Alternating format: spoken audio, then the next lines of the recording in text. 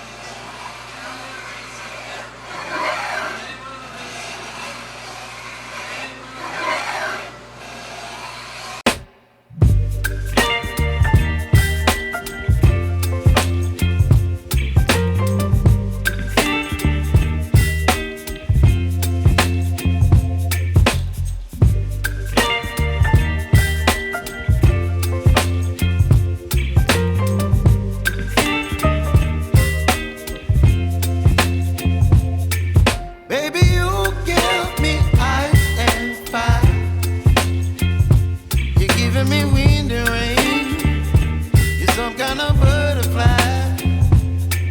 Baby, you give me midnight.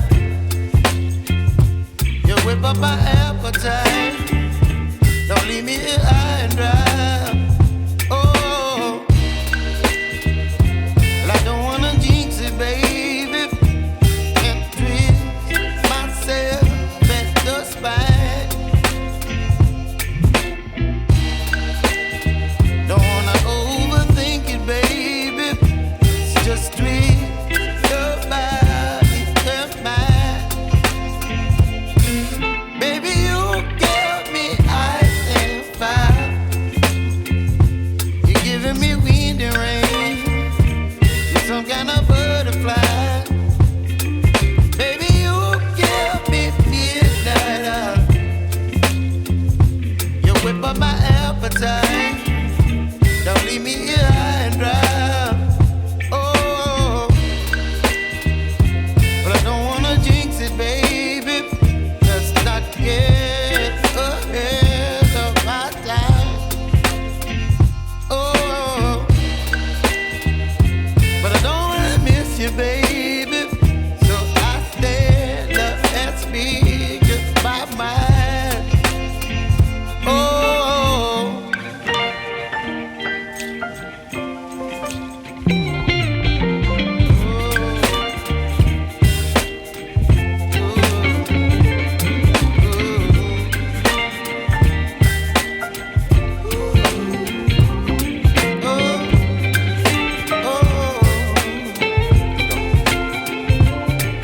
Baby, you give me ice and fire.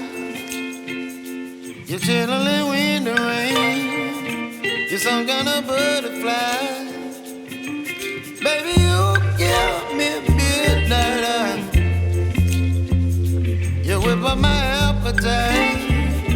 Don't leave me here high and dry. Baby, you give me ice and fire. You're channeling wind and rain. You're some kind of butterfly. Baby, you give me midnight. You whip up my appetite. Don't leave me here high and dry. Oh, oh,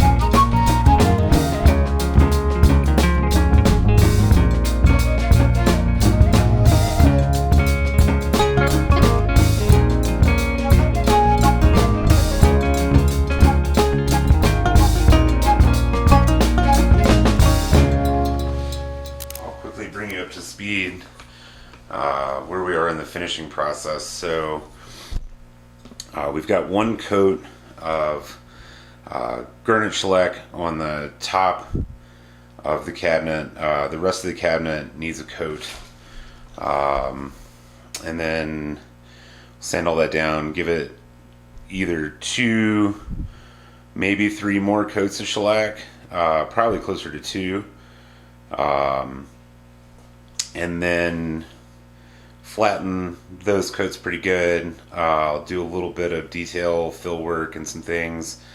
And then we'll shift gears over to the drawer faces. The drawer faces each have 2 coats of shellac. They'll get sanded down again. They may get 1 more coat just to even out some of the coloring before I put a top coat on them. And we're going to finish them in water locks. We're going to do a pretty standard water locks finish on these. I don't use water locks a lot, but for cabinets like this, it's pretty great stuff. So we'll see how that goes.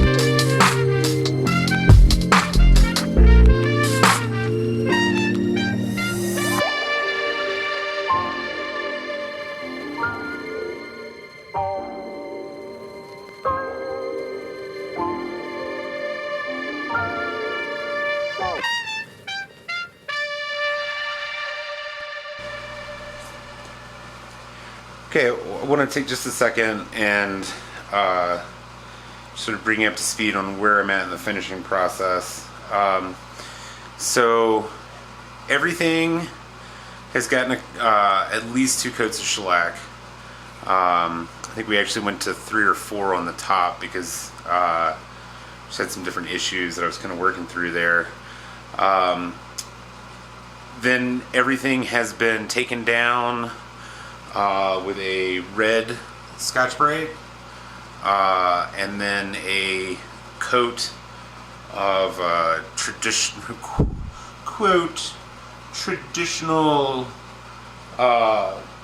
tung oil finish. It's not tung oil. It has tung oil in it. It's water locks. For anybody afraid to say brand name, nobody pays me to say names, so I guess it doesn't. Anyway, it's water locks. We did a coat of water locks on this whole case, and then the drawers. The bottom section probably needs 2 more coats of regular water locks because it only had a couple of thin coats of shellac on it. So we're gonna coat up the case pretty heavily. I'd like to finish the top before I go nuts on the case, just so that I can kind of get the case up on the table and work on it a little bit easier. So I'm pushing ahead on the top. There's a couple of things that I'm not happy about with the top. First of all, the entire top, the entire original top, is much more orange than red, whereas the drawers, for the most part, were sourced from darker mahogany, so they've got a little bit more red in them than orange. And then this is a piece of mahogany that I added, and this is African mahogany, clearly not jiving at all with this situation. I'm not happy about this color. There's a few things I'm not happy about. One of the things, we didn't like the old molding that was on here, which is why it was removed. It was the easiest way to take care of it. This was put back on, and the idea was to put basically a different molding finish on it, something simple, something a little bit more modern. This has just a simple bevel on it because I went with the bevels on the drawers, and it's just not working for me. I don't know what it is. It's just not. It's either not enough, or it's the wrong kind of something. What I'm going to try to do, I think this will help a lot. Here, let me actually see if I can pull you in a little bit closer so you can see. So what I'm going to try to do, I think I'm going to leave this alone for now, but I'm going to add the bevel to the bottom. I think that'll take away some of the college dorm room look of it. The other thing is that I think that this now has enough coats on the top that I can go ahead and apply a toner to this, and maybe this as well, to sort of bring it back in range with the drawers and the case. Just even out the color a little bit, just so that it's not so wah. But you know, a lot of people just don't understand finish work, and a lot of makers, and you know, they'll just throw stain on bare wood and just rock it out, and that's not what we're going for at all. We want that layer of toner, whatever it ends up being, whether it's a gel coat, or it'll probably just be a water-based toner. Whatever that toner is needs to ride on top of these layers of finish, and that also gives me the ability to even it out or take it off completely if it doesn't look right. So I can actually apply toner to this. I can check and see what it's going to look like. If I don't like it, I can literally take some paint thinner to it and remove it, or some alcohol and take it off and try again. And then what you get is you get one extra layer in here. You know, you've got the layers of shellac, and then the layer of Waterlox will have a layer of toner in there, and then more layers of Waterlox on top of that. And all that's going to do is just bring depth to the finish. It's going to bring out the natural depth in the wood, and it's going to bring it all forward, and it's going to be layered and have sort of that 3D effect that you want out of a finish. We had talked about going with one of these single coat finishes, like an Osmo or Rubio. I don't know. I'm not a fan of these finishes. There's lots of great things that are great to have open pores on. Big cabinets like this, they get beat up, they get moved around. It's going to have a pretty rough life, so it needs a really thick, heavy finish on it. I hope that there are people in the comments that go, "You're a fool, you don't know what you're talking about, Osmo's great." Maybe that's true, but this is going to actually give it a finish that I'm 100% certain will protect it and will bring out the best qualia in the mahogany that you could possibly get out of it. So, for whatever it's worth, we'll see. Maybe I'm just talking smack right now.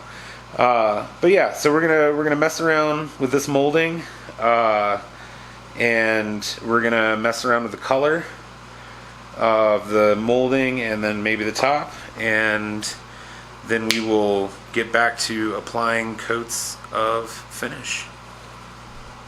I think I just made an executive decision. I've given this some thought, slept on it a couple nights. I really hate the way this looks. I hate the way this looks.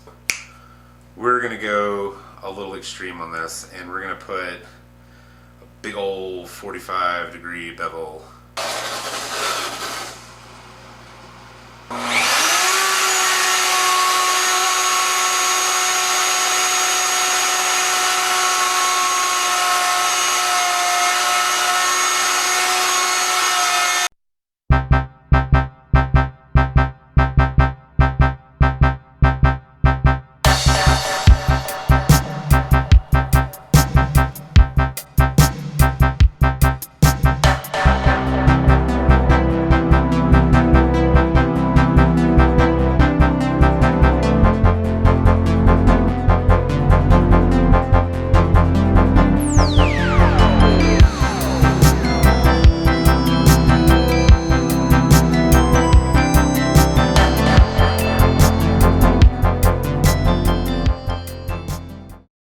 I got that layer of finish knocked down. I did my test over there. I liked that. I fixed my chamfer, and I've got to wait on that edge for a couple of coats of water locks to dry, so I'm not going to do that edge tonight. But I am going to go ahead and pat on just the toner and alcohol. No shellac this time. We're just going to do a straight toner and alcohol. I'm going to pat that on, see how I feel about it. If it's terrible, we'll remove it.